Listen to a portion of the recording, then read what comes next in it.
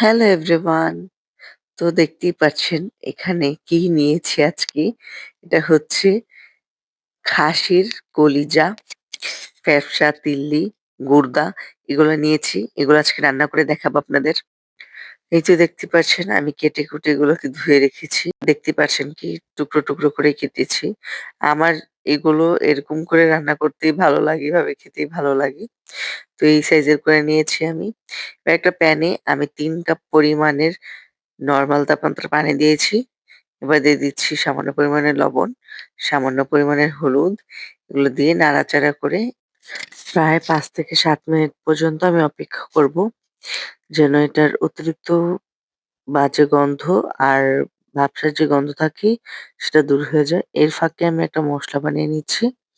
এখানে হচ্ছে জয়িত্রীটা, এটাকে আমি ভালো করে থেতলিয়ে নেব।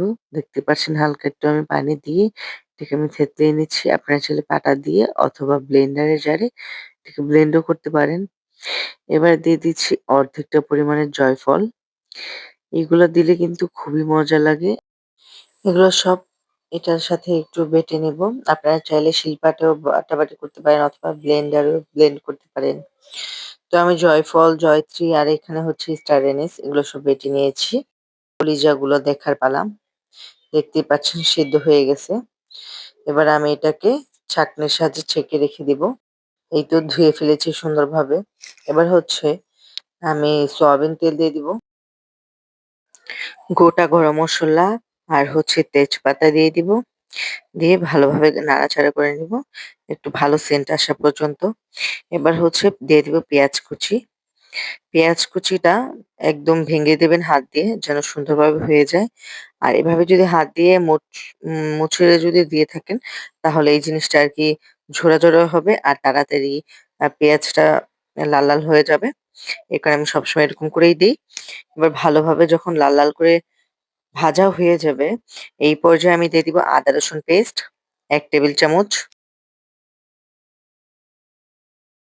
এবারে হচ্ছে যেই মসলাগুলো আমি বেটে রেখেছিলাম সেগুলো অল্প, অল্প পরিমাণে দিচ্ছি। এবার হচ্ছে শুকনা মসলাগুলো দিয়ে দিব। হলুদ গুঁড়ো, মরিচ গুঁড়ো, ধনিয়া গুঁড়ো আর লবণ স্বাদ এগুলা দিয়ে এবার ভালোভাবে ভাজা, ভাজা করে নেব মানে কষিয়ে নেব। মসলা ধোয়া পানিটাকে আমি এখানে দিয়ে দিব আর ভালোভাবে কষিয়ে নেব। এবার ভালোভাবে কষিয়ে নেওয়ার পর যেই সিদ্ধ করা কলিজাগুলো ছিল সেগুলো আমি দিয়ে দিচ্ছি। এবার ভালোভাবে কষিয়ে নিতে হবে। এবার আমি ঢেকে দিয়েছি। সুন্দরভাবে কষানো হবে। দেখতে পাচ্ছেন এই তেলটা ছেড়ে দিয়েছি। এই পর্যায়ে আমি ভালোভাবে নাড়াচাড়া করে এবার পানি দিয়ে এটাকে আমি রান্না করে নেব। যতক্ষণ না পর্যন্ত রান্নাটা আমার কমপ্লিট হয়ে যায়। এবার দিচ্ছি ফ্লেভারের জন্য ৪-৫ টা কাঁচামরিচ। আপনারা চাইলে এটাকে চিড়েও দিতে পারেন ঝালের জন্য। আমি জাস্ট ফ্লেভারের জন্য দিয়ে দিচ্ছি। লাস্ট পর্যায়ে দিলে খুবই মজা লাগে। লাস্ট পর্যায়ে এবার আমি শুকনো জিরা গুঁড়ো দিয়ে দিব। জিরা গুঁড়োটা দেওয়ার পরে ভালোভাবে নেড়ে আরেকটু কষিয়ে নেব। যতক্ষণ না পর্যন্ত এটার পানিটা টেনে যায়, ততক্ষণ পর্যন্ত আমি রান্না করে নেব। আমি স্বাদ বাড়ানোর জন্য হালকা পরিমাণে টেস্টিং সল্ট দিয়েছি। এটা দেওয়ার পরে রান্নার স্বাদটা দ্বিগুণ বেড়ে যায় আর খুবই মজা লাগে খেতে। অবশ্যই আপনারা ট্রাই করে আমাকে জানাবেন যে এটা কেমন হয়েছে। আমার কাছে তো এটা খুবই ভালো লাগে।